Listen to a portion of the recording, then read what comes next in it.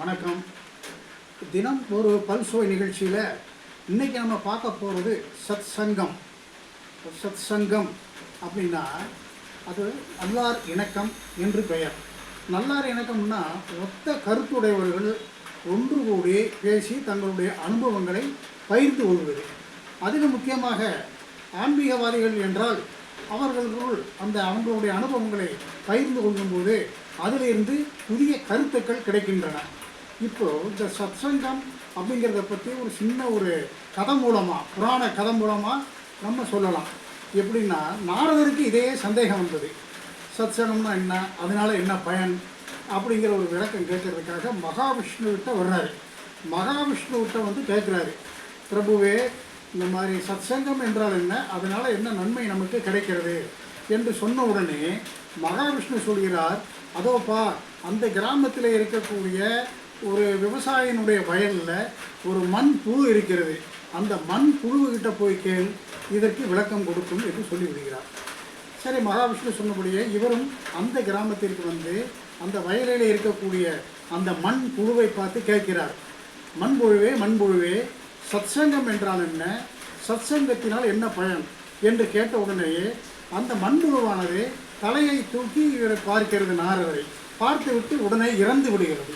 இவருக்கு ஆச்சரியம், என்னடா இது, நம்ம சாதாரணமாக சத்சங்கத்தை பற்றி கேட்டோம், உடனே அது உயிரை விட்டுருச்சு அப்படின்னு பயந்து போய் நேர மறுபடியும் மகாவிஷ்ணுகிட்ட வர்றாரு. என்ன பிரபுவே இந்த மாதிரி ஆயிடுச்சு, நான் சத்சங்கத்தை பற்றி கேட்டோன்னே அந்த மண்புழு இறந்து போச்சுன்னு சொன்ன உடனே, அப்படியா, இன்னொரு கிராமத்தில் போய் பாரு, அங்கே ஒரு பசு கன்றுக்குட்டி போட்டிருக்கு, கன்றுக்குட்டி, அந்த கன்றுக்குட்டி இப்போ தான் பிறந்திருக்கு, அதுக்கிட்ட போய் கேளு, அது விளக்கம் சொல்லும் அப்படிங்கிறாரு.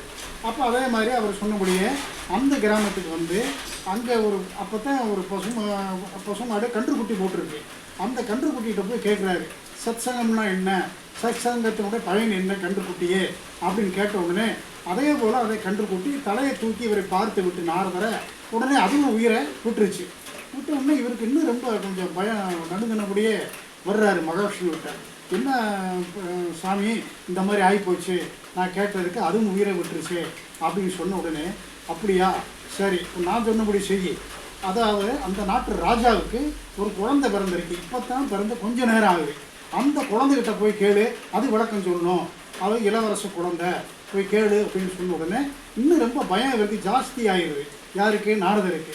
என்னடா இது, ஏற்கனவே 2 உயிரை நம்ம பலி வாங்கிட்டோம், இப்போ 3வது இளவரசனை இறந்து விட்டால் அரசன் சும்மா இருக்க மாட்டார், நம்மளை சிறையில் அடைச்சிடுவாருங்கிற ஒரு பயம்.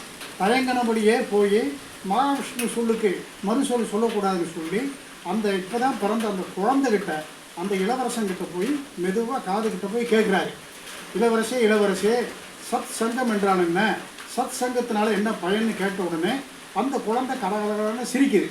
சிரிச்சுட்டு, என்னைய தெரியலையா, நான் தான் ஆரம்பத்தில் மண்புழுவாக இருந்தேன், உன்னுடைய தரிசனம் கிடைச்ச உடனே சத் சங்கம்ங்கிற வார்த்தையை கேட்ட உடனே நான் அடுத்த உயர்நிலைக்கு வந்தேன், கன்றுக்குட்டியாக பிறந்தேன், கன்றுக்குட்டியாக இருக்கும்போது நீ கேட்ட உடனே அதுக்கு நான் அடுத்த மேல்நிலைக்கு நான் இப்போது இளவரசனாக பிறந்திருக்கேன்.